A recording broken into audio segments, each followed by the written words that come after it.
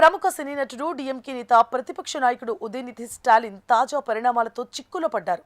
ముఖ్యంగా తంజావూరులో జరిగిన కావేరీ జలాల సాధన నిరసన సభలో ఉదయనిధి ప్రసంగిస్తోన్న సమయంలో చేసిన వ్యాఖ్యలు అందరినీ ఆగ్రహానికి గురిచేస్తున్నాయి.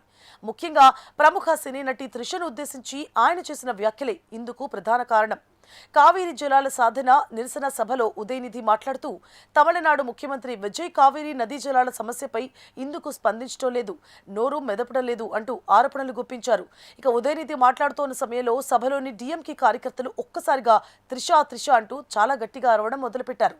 కార్యకర్తల తీరును వారించాల్సిన ఉదయనిధి నవ్వుతూ డబల్ మీనింగ్ డైలాగ్ వచ్చేలా వ్యాఖ్యలు చేయడం రాజకీయ వర్గాల్లో తీవ్ర విమర్శలకు దారితీసింది.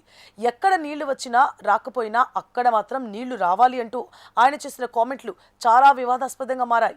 అయితే ఆ తర్వాత ఉదయనిధి కావేరీ జలాల గురించి మాత్రమే తాను మాట్లాడాను అంటూ కవర్ చేసుకునే ప్రయత్నం చేశారు. అయితే దీనిపై ఆయన మీద విమర్శలు వెల్లువెత్తుతున్నాయి.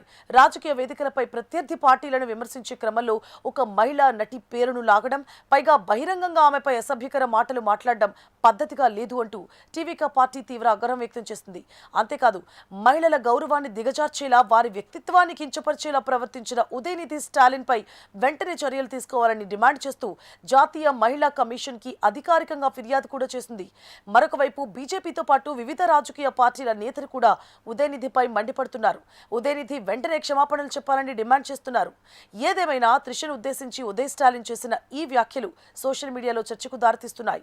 గత కొంతకాలంగా కోలీవుడ్ సినీ ఇండస్ట్రీలో స్టార్ హీరోగా గుర్తింపు తెచ్చుకున్న విజయ్ తలపతి త్రిష మధ్య రహస్య రిలేషన్ ఉందనే వార్తలు ఎప్పటికప్పుడు వినిపిస్తోన్న విషయం తెలిసిందే. అయితే తమిళనాడు ముఖ్యమంత్రిగా విజయ్ అధికారం చేపట్టిన తర్వాత కూడా త్రిష పేరును ఎక్కువగా బయటికి లాగుతూ విమర్శించే ప్రయత్నం చేస్తున్నారు. అయితే ఇప్పుడు రాజకీయ ప్రతిపక్ష పార్టీలు కూడా త్రిష పేరును ఉద్దేశించి బహిరంగ సభలలో కామెంట్లు చేయడం సభ్యతగా లేదు అంటూ ప్రజలు కూడా ఆగ్రహం వ్యక్తం చేస్తున్నారు. మరి దీనిపై త్రిష ఏదైనా స్పందిస్తుందేమో చూడాలి.